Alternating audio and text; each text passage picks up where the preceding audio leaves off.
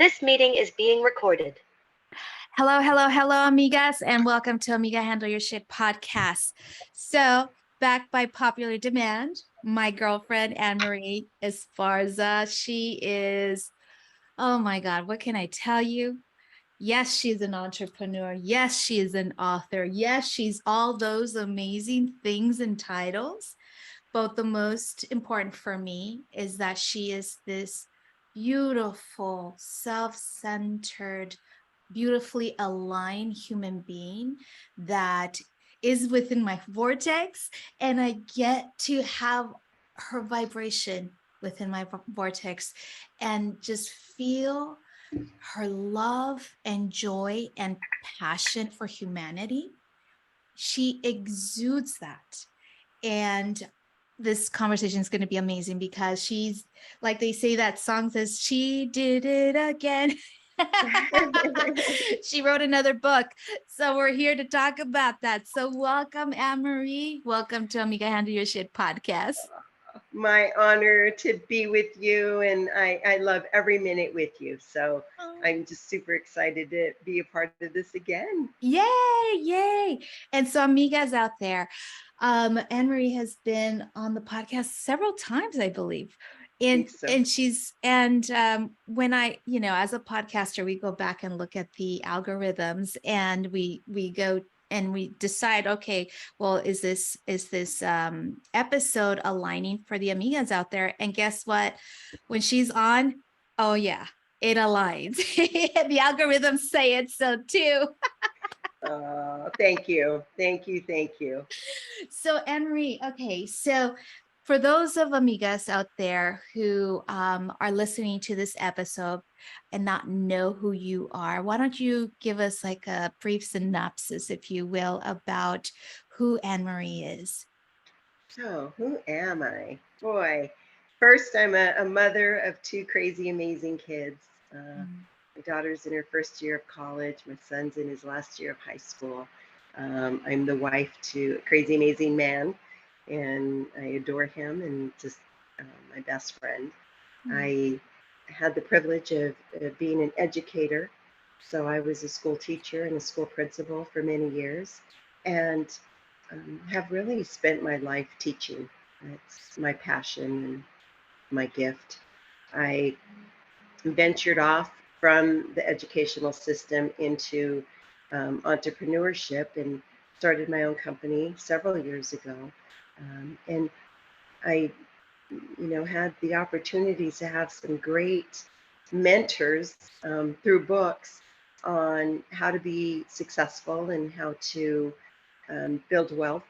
And I took every morsel that they put out in books and I applied it in my life. So that led to, at one point, being the owner and CEO of 15 companies and over 600 employees over the course of time. And it really, my goal was, when my husband and I decided to have children, was to be present for our children. So everything else worked around that. And being an entrepreneur allows that freedom. And I'm really proud to say my kids thought I never worked, which was quite the achievement, because I did work. They just never saw it. And now they realize, wow, mom did this, mom did that. But building an environment where, for women, I believe that you can have it all. You can be the wife, the mother, the business owner, the entrepreneur, the successful woman. And I model that for others now. And I didn't really have a model to go from. So reading books for me was that gateway, and getting my education to be able to create the life that fit into the life that I wanted. Yes. Oh my God. All amazing things. And, you said reading books was a gateway. And so now you're writing them. And it's the reason why did you miss me? Oh, here we go. Hold on. The internet. Okay, there we go. So that's okay. They can, the editors can take that out. Yeah. Okay. So you were saying that reading books was important in your life and was a gateway to not only your entrepreneurship, but your deep awareness of life. And I know that today we're going to be discussing a book that you co-wrote. But before we dive into that, I really wanted to have the amigas out there know that you've been writing. This is not Yeah. the first book. So take No. us, what was your first book that you wrote? So my first book was under a franchise I'm building called Crazy Amazing. So my first book was How to Raise Crazy Amazing Kids. And I interviewed well over 500 people, parents of kids that I thought were phenomenal. And I just wanted to see what the secret was. And I compiled that all into a pretty easy read. And I tested it on my kids and my girlfriend's kids. And and so far so good, knock on wood, the product has been good. Yes. But it was just a really fun read of little simple things that we can do. And it's for everybody. I wrote it for, I'm Latina, I'm first generation, and I wrote it for the mothers who are immigrants into this country. I wrote it for the wealthy business women. I wrote it for the women who had corporations. I wrote it for the stay-at-home moms. It wasn't anything that you had to do this to get that. It was very simple techniques that everybody can put into their life. So I did that one. And then I had the opportunity to co-author a book with Jack Canfield, who is one of my dearest favorite people. And it was about that book. My story in it was about you only get what you order. And it was based on my life experience of being really clear about the life you want. And just like you go into a restaurant and you order your food, you're very particular about what you get from your main course, your appetizer, your drink. You don't go up to a waiter or waitress, or have them come up to you rather, and say, "Oh, I'll just take whatever. I'm a simple gal. I don't like much. I don't like a lot either." We never would say that to a waiter, because who knows, they're going to bring us something out that we just don't like at all. Yeah, anchovies would be me. Yeah. So it really was about, especially for the amigas out there, be really clear. What do you want in life? Because, culturally, we come from a belief system that our role is to serve our husbands and bear children. And deep cultural roots are in there. Yeah. So for those of us that still want to hold on to our cultural beliefs, but get out there, sometimes we don't even know what we like. We make the kids the caldo they like. Yeah. We make, our husbands the tortillas he likes. But we don't know. Do I like corn or flour tortillas? Do I like fideo, or do I like, menudo or albóndigas? So the first step of that book was be really clear. What do you want? What do you want your family to look like? Where do you want to live? What do you want to drive? What choices do you want? How do you want to serve your community? Important questions that I think are fulfilling and serve our purpose. So that was one. The next book I wrote was talked more about the past and how in life things happen to us, but the tragedy can either uplift us or it can pull us down. So when you have a tragedy happen in your life, and that is all very it's a variable. A tragedy is very different to different people. But let's say, I'm divorced. I was divorced once before marrying my dream husband. Um, that there was issues that happened around that were very tragic. And at one point, I had to decide: is this going to make me or break me? Mhm. And that influence of tragedy and how I reacted to it was all in my control. And I chose to use it as a forum to help other women. I chose to use it as a forum to make me stronger. Um, so that was a fun project, because I really do believe that each of us go through things, and it really is our choice how we come out of it. Absolutely. Absolutely. Um, and then the one during COVID, um, gathered a bunch of friends and said, let's write a chapter and let's write a book on how to be crazy amazing during difficult times. We didn't sell the book, we just gave it for free. So still available as a free book. Um, and it was everybody's story on how they were getting through COVID and what they were doing. And it was so uplifting, because at a time that the world was really falling apart, there were still people out there that were making a difference. Yes. And I know we used it in our family as a time, because we had access to food.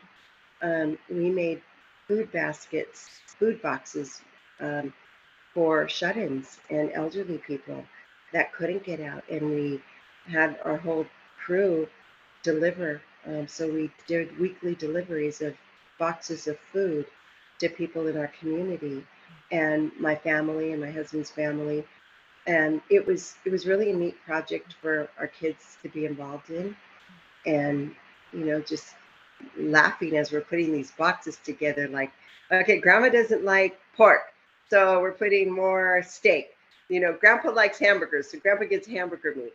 And then, you know toilet paper, things that people were literally fighting over, that we had access to. It was really just a very bonding experience for my family, to be able to just give away things that people were fighting over. Yeah. Water. So that one was the last one. And then, of course, this one, Kate Butler Books. Kate Butler is a phenomenal woman. Yes. um, did Leading with Legacy. And Yes. that project, she was just an amazing person to use, and to work with. She gathered all of us together and said, you've been nominated to be a part of this project, and we want you to write a chapter on this. So it it was at a time for me, it was a little vulnerable. Yeah. And I'll share with you some of the chapter of it, but I'll give you the background of what was going on. My daughter was just leaving to college. And mind you, you know, my husband and I arranged our careers where we took our kids to school every day and picked them up. We went to every basketball game, every baseball game, every softball game, every golf tournament, um, every soccer game. Like, so we did everything. Weekends, when my husband says, I'm going to Costco, the three of us follow behind, and we're in the car like it's field trip time.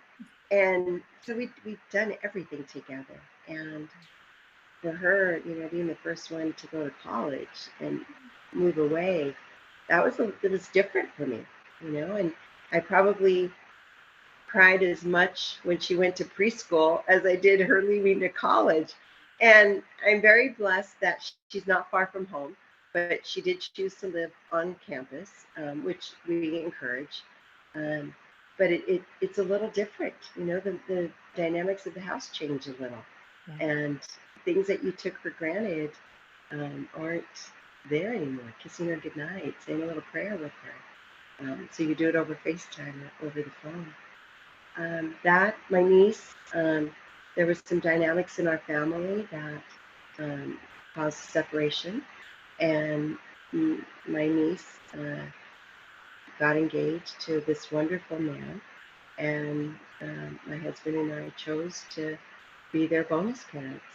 So we wanted her to have a magical day, and we wanted to celebrate every milestone of that chapter in her life, and um, getting a wedding together and all of the family pieces, um, going through the emotion of all of that. So I'm not sure what I was writing this chapter about.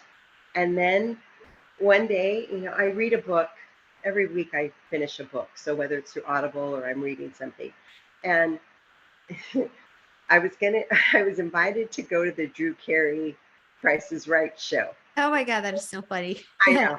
I've never done that, and I've never done it. I did a show, Rick D's, back in the day. Back in the day. Back in the day, and that was a funny one because I called in sick to work, and I told my sister, I said, "Okay, I'm gonna go, but I cannot be on camera. Like, Right. I told them I'm sick. I lied." So I go, and they come up to me and they said, "Rick, we have somebody that's going to play the next game. I have to guess the name of this song for $100. I had to name this song that they were playing with like pie tins and spoons. Well, it ended up being Row, Row, Row Your Boat. So I guessed it. I win. I get home, my phone is blowing up. "We saw you on Into the Night." And oh my gosh, we were so excited. So I had to fess up to my boss the next day, but he was just so excited that I won. Oh my God, that is so funny. So that was the last time I was on the talk show. So we're going to Drew Carey. My one of my best friends, her son, was like, "I really want you to go. It'll be fun." So I thought, well, I want to prep just in case I get on the show. I want to know about Drew Carey. Yeah. So I read like what's his favorite color, what are books that inspired him, and there was two books that he loved. Let me give you the name of them because I think they're worth the Amigas looking up. So as I was doing my research on Drew, I read these books. The University of Success by Og. What was his name? I'll find it right now. And then the other one was Your Erroneous Zones. So University of Success was by, I just left him, was by Og Mandino.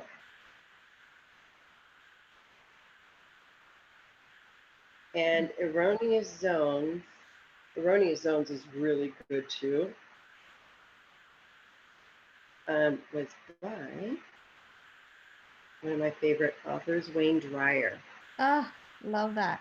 Wayne Dyer. So I wanted to prep. So I read these books, and when I read Og's Mendino's book, the first story, it totally resonated with me. And I thought, okay, now I know what I'm going to write about. So that's how this came about. And so you were inspired by this book. By this. So the chapter I wrote was called The Branches We Leave Behind. Yes. So you have a little bit of the backstory, and as you read the chapter, you can kind of feel the emotion I was going through because for those amigas that have kids that are already grown, you get this. For those of you that have little ones or haven't had one yet, you're going to go through this, especially in our culture. And I'm sure you experienced it too, Jackie. We keep everybody close. Right. And as much as we think, okay, I'm not going to, live right next door to my mom and dad, which I did. And I don't regret it. I loved every minute of it. And now they only live 2 blocks away from me. So we're still close. Not very far. We're still close. But you want to give your kids space. And, my husband's Italian, and he's very much about giving them their own wings, letting them be on their own journey. And letting them grow up. So I very much want that. I'm extremely independent, and that came from just my education, my goals, my purpose. Um, but I do, enjoy the closeness of family, and I enjoy kids and everybody around. And to me, this weekend, I told you we were in La Quinta celebrating our Halloween weekend, and it was a house full of people. And one of my other best friends, we've been doing things with her kids since they were 3 and 4, and to see them now at 17 and 13, and they all came, like that's where they wanted to be. Yeah. And to me, I thought that warmed my heart. That's, as I cook for holidays and cook for the kids' birthdays, that's my legacy, that my kids continue that on, and that they know that we drop everything for somebody's birthday, that on that day we celebrate it and everything gets dropped because that's what we do. And I love that, this last August we were celebrating my niece's birthday, and everybody dropped everything to go celebrate her. And I think that's amazing to do Yeah. that. Yeah. I mean, it's definitely, well, for me, as you're talking, I start to think about my family and how the birthdays and the things. And yes, we're like, okay, so and so's birthday is coming up. What are we gonna do? you know, and the hub obviously is where my mom is. So we get to go to my mom's, and I find it for me, I like I like my space, and I love that I get to go to my space, but it's really nice to go to their home. It's so spacious, and it's just, I feel sometimes like I'm on a vacation, and it's so at ease and peace. And so when I get that opportunity to go, I love it. And so we celebrate, and like you celebrated Halloween at your house in La Quinta. And that's beautiful. And that is what is a part of legacy, right? Yes. These special moments. And as you wrote this book, Leading with Legacy, that's your legacy, your Mm-hmm. family, right? Mm-hmm. Oh my God. So now tell me, or tell us, amigas out over here, like we get trapped into the word legacy, and like there's a way to do it. But is there a way to do it, or what is it? What do you think is it? So for me, you're absolutely right. You get stuck. I associate legacy with leaving riches to your children and their children. Mm. And, that's part of it too. But our kids and our surrounding friend group, family group are always watching. They're watching how we react to everything. How do we react to problems? How do we react to belief systems? How do we react to love and kindness? How do we react to strangers? Um, and when I was thinking about what is my legacy, I gave myself permission to make it my own legacy. And I think that's an important part for all of us as amigas. It doesn't have to be fancy, it doesn't have to be a whole blown out party. It needs to be little things.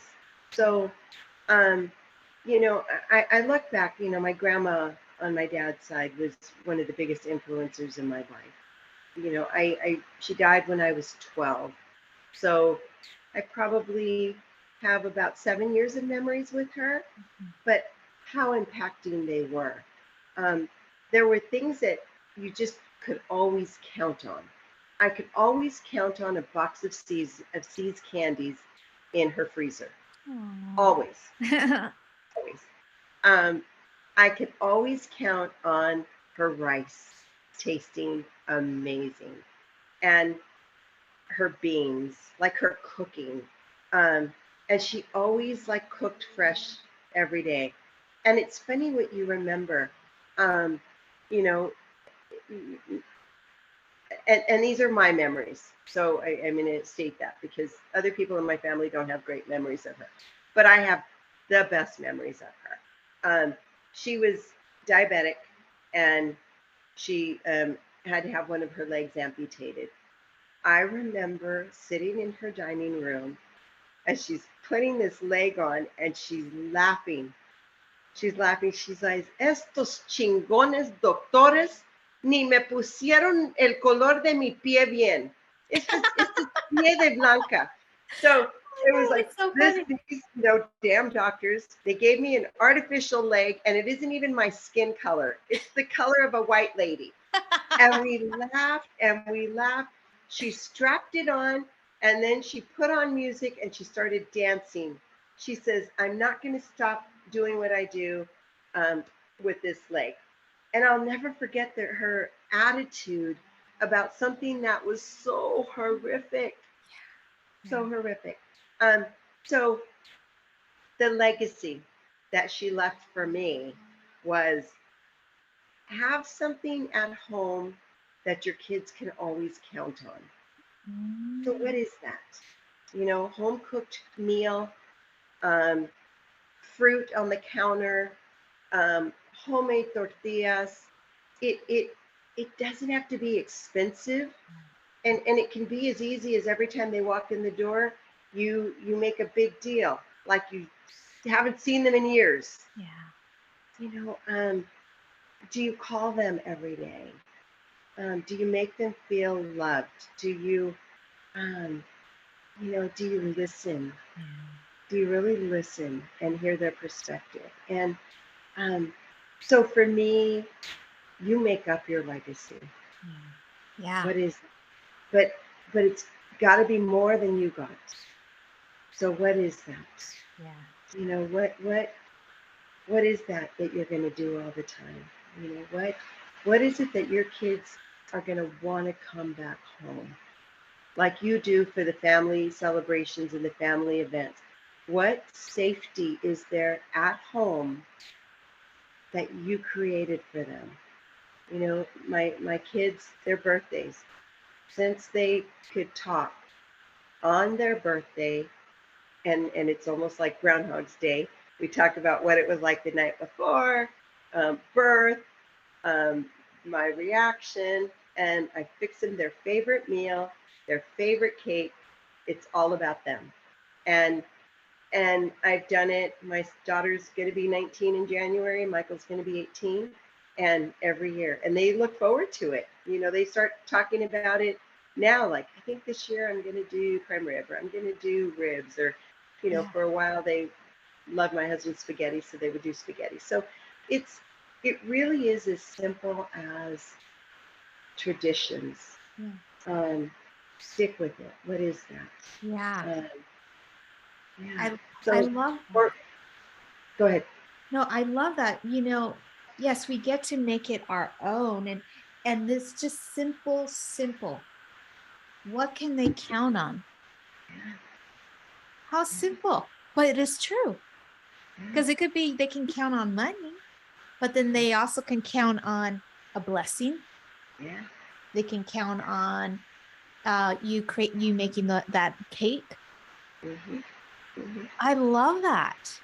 My dad always made donuts for us, just out of the biscuit mix, donuts with sugar on them, and that was something like I just love. I love that he makes donuts. My mom is amazing at writing thank you cards. If you know my mom, you've gotten a thank you card from her. You can count on that. When you talk to her, she acts like she hasn't talked to you in years and gets all excited, and so little things like that. I go back to my grandma. Every year of my birthday, she would have the radio station sing the song. It just slipped my mind. Las Mañanitas. Every birthday of mine, and she would call me, and I would hear or put it on the radio, and I put it on the radio, and it would be, Feliz cumpleaños Ana Maria Esparza. Yeah. And so it doesn't have to cost any money, and I think that's where we get stuck. I think we think that there has to be, when I'm rich, I'll do that, or when I have money, I'll do that. You do it now. You do it now. My dad making those donuts. You buy those store brand biscuit mix for, I don't know, they used to be 25 cents, probably 50 cents now. For 50 cents, you can make 12 donuts. You fry them, you dip them in sugar, and there you are. And it becomes a little tradition. I'm going to go back to our weekend this weekend. For the last, I don't know how many years, I make meatloaf and a gratin potatoes for Halloween. And maybe the last 6 years I got fancy, and I've been making the meatloaf in the shape of a foot with toenails on it. It's really gross looking. But this year when my girlfriend was like, I don't think we want the meatloaf. Oh my gosh, everybody chimed into the group text and said, no, the meatloaf stays like we've been doing it for years. Right. So it's funny what sticks and what becomes tradition. Yeah. And we laugh at the footloaf, I call it, but it's what they count on. And I think my message would be, give them something they can count on. Give them something. If you don't know how to make homemade flour tortillas or corn tortillas, go to Superior Market. You can buy the masa preparada, and you can make tortillas at home. That's fun. A warm tortilla on a cold day with butter. Yum. I love this. Give them something they can count on. And that, yes, it is that's legacy. If you really, take it down to its granular level, right? Because legacy is like what you're going to give to your kids, and making them, I mean, not that you need to make them reliant, but more like they can count on it, not to hold them down, but they can count on it to make them whole. And they can build on it. And build on it, yes. We have a tradition before Thanksgiving that my kids invite all their friends, and we have a cookie making party. So I have everyone bring over their favorite recipe, pre-done, and we have probably a dozen different flavors of cookies, and everybody makes cookies, and then they take tins of cookies home with them. And it's work, but it's something that's fun, right? That we've instilled. It's things that bring it. I guess my whole point is to bring everybody together. What's gonna, when my kids are older and have their own children, what's gonna make them say, we're going to Grandma and Grandpa's because we're doing cookies tonight? And I have hot chocolate and hot cider, and we play Christmas music. But it's all about just that environment, creating that environment that is fun. Some families do tamales. Some families do other things, making buñuelos. It's all about what they can count on and what you can continually keep doing. What can you realistically repeat? Right. Yeah, it's I really, as you're talking, I'm thinking about the memories that stick to me in my family. And one of the things that we always do is, for my father's birthday, we go to Vegas because he loves Vegas. And it's fun because his birthday lands for 4th of July. So it's kind of like a double treat, right? And so it's something that we can count on, right? As adults and as kids. And that's part of his legacy, leaving that behind for us. So I really appreciate you saying this about, what they can count on, because it is true. What can they count on? And it doesn't have to be just money. It just could be traditions. Right. And your kids are always watching, like I mentioned earlier. So even if you don't realize they're watching, and they will learn how to interact with the family based on watching you do it. Mhm. You know, if and I've seen this happen, you know, and it's happened in my family where for different belief systems or beliefs, you know, people step aside and decide not to be a part of the family. Um, but my kids watch, how do I interact with everybody else? Are our doors open? Are um, can they count on us to be there no matter what? Because they've watched me be there no matter what. Right. Um, how do we treat people that are unkind to us? Do we Mm. continue to offer the support that we've offered prior to them being unkind? Yeah. And the kids watch that, and they in turn will do the same thing. So it can have the reverse effect.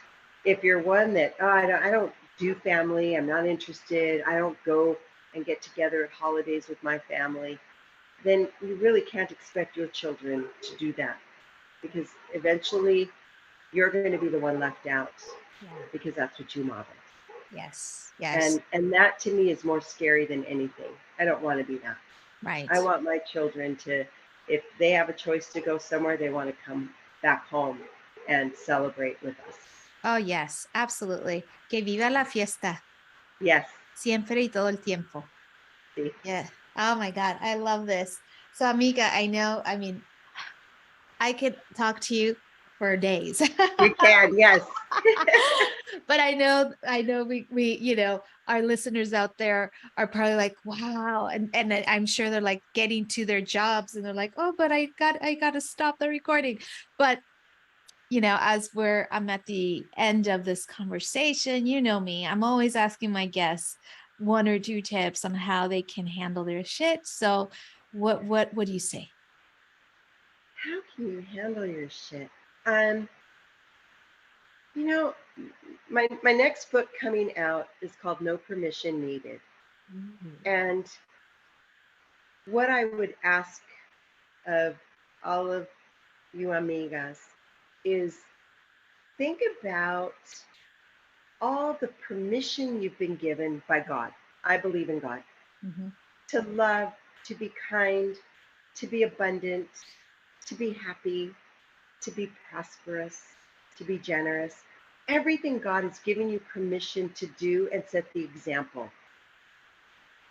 But how many of us have given away that permission to a belief system, to a religion, to culture, whatever that is?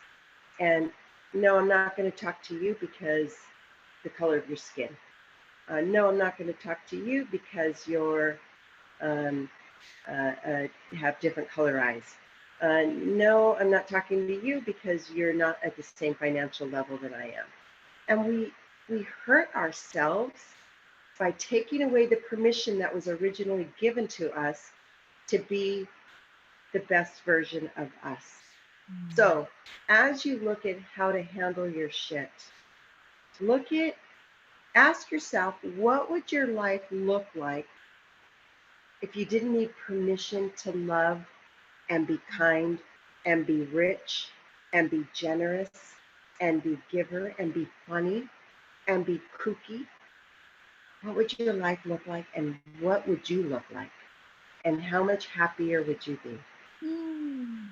So I would say that my second word of advice is once you decide that you're going to take your permission back and you're just going to love, you're just going to love everybody. You're going to be kind to everybody, even if they don't believe like you do, even if they do things different than you do, even if, we have a lot of things going on in this country right now, um, divisive stuff.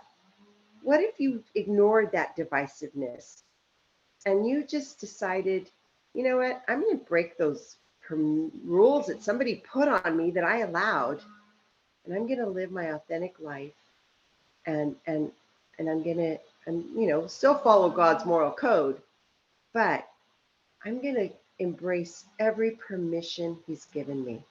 And I invite you, look up the permissions He's given you and create that life based on that. And then I want to hear back about that because I would love to hear a podcast on that. What did it look Yes. like? I didn't believe that I could be wealthy. I had to be content with sustenance and covering. And then I realized God set the example of abundance, and now I live an abundant life. I want to hear how that feels. Oh, I want yes. I want to hear what it feels like to be kind when, we're hearing a lot right now about Scientology. Mm. And what would it be like if you didn't live under that rule, Mhm. Yeah. that religious belief to be unkind to people or excommunicate people or withdraw people or censor people? What would it feel like to be just love and love each other? Yeah. Oh, I love that. Okay, So I sense a round table discussion I next know. year. Yes. Yes. I love that. I so love these two tips. Believe me. I mean, I so resonate with what you're saying. And I can't wait to, again, put my hands on another book of yours. But in the meantime, amigas out there, Yes. go to Amazon or any other bookstore, right? Mhm. To buy her current book, which is called Leading with Legacy. And it's written by a collection of inspiring women paving the way. So, Anne Marie, I just can't wait for the next book and the next book and the next book and I know. just I know. And the book we do together. and the book we did together. Yes, I'm writing a book myself right now, Mhm. I and know. it will be out very soon. That is what I'm calling to the universe and to Good. my God here. So, Good. uh, Good. love you, Anne Marie. Oh, Thank love you you. so much for being here with me on Uh, Amiga Handle Your Shit podcast. love you. And to all of the amigas, you can do it. Yes, yes, yes, yes.